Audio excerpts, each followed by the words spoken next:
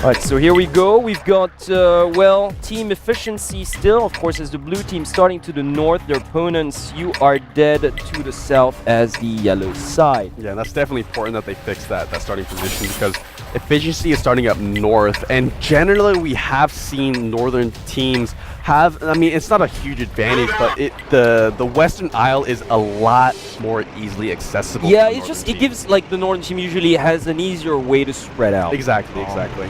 But will they spread out? I mean, like, the way it looks right now, they're going for the central hilltop. Yeah, every single one of them. Yeah, right yeah, and it's a pretty standard tank picks as well. Both teams going with two AMX 13s, both teams going with a T32, and then just slight differences after that. Slightly more mobility on the efficiency side. Yeah, it's just that extra T69 versus that 5100 or on the T32. U80. Yeah, on the other side. So yeah, an extra heavy tank for the U80 forces. More defensive. Slightly more defensive on the U80 side. Definitely. They do have the extra T32, yeah, the extra frontline tank, and especially that that sniper. Post up. Yeah, and that 5100 too. Yeah. So really a little bit passive coming up from You Are Dead early on. I expected them to be a little bit more aggressive. I mean, they could just be kind of, just playing it safe.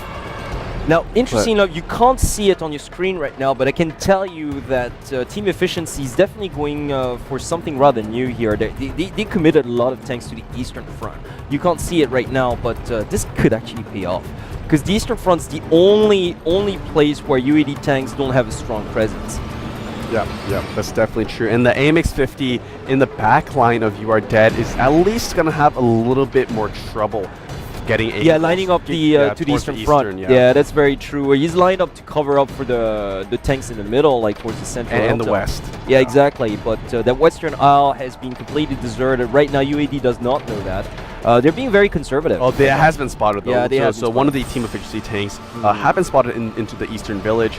So they have they know at least a heavy tanks over there. If I were UAD, I'd progress to the Western Isle. Yeah, I would at send up my MX-13. Yeah, or at least the T1 first. Just try to figure, and that's what they're doing. Yeah, they're doing it right now. Actually, they figured out that most of the tanks were to the eastern front, so that's exactly what they're doing. That's very smart. Yeah. From and UAD. they have the backup from the Exactly. So they're gonna progress slightly, just sort of like switch their front to the west, which is gonna give them the advantage on the central hilltop. Yeah, most definitely. If this entire Western Isle is not contested by team efficiency, then they could be in a lot of trouble, because the AMX 13 will then have some angles from the backside of their team. The T69 has to do some harassment to the Western Isle, otherwise it could really signify a lot of trouble. Look at that, Pred Air is already taking shots from the West Isle. Yeah. As we speak, like, they have to do something. They gotta react now.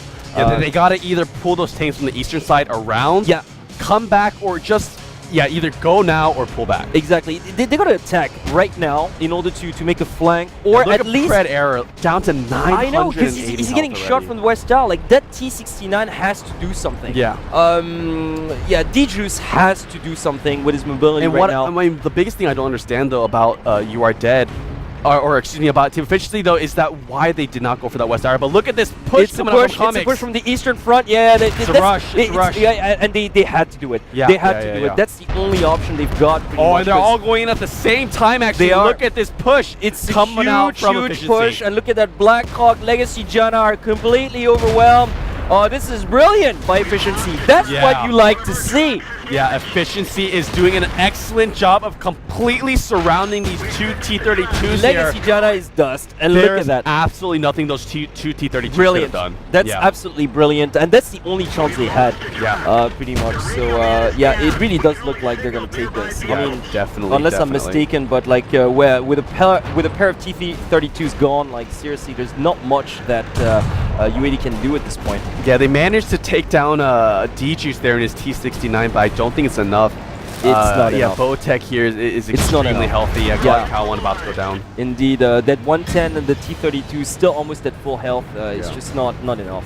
Yeah, Pred Air, I mean, he's at half health. Pred Air in that T32, he can at least take, I would say, like 5 shots. and not to mention, like, Godcat 1's almost gone. He's down to like 350. This is an overwhelming victory for team efficiency, and they needed that too. Yeah, they just utilized those AMX 13s to perfection. They realized they saw the opening on the eastern side of the map, swooped around, took out the T1 initially first, got the completely back maneuver and then just pushed in at the same time as those frontline tanks on the hilltop moved in. Well, on hindsight, that Western R was a bait.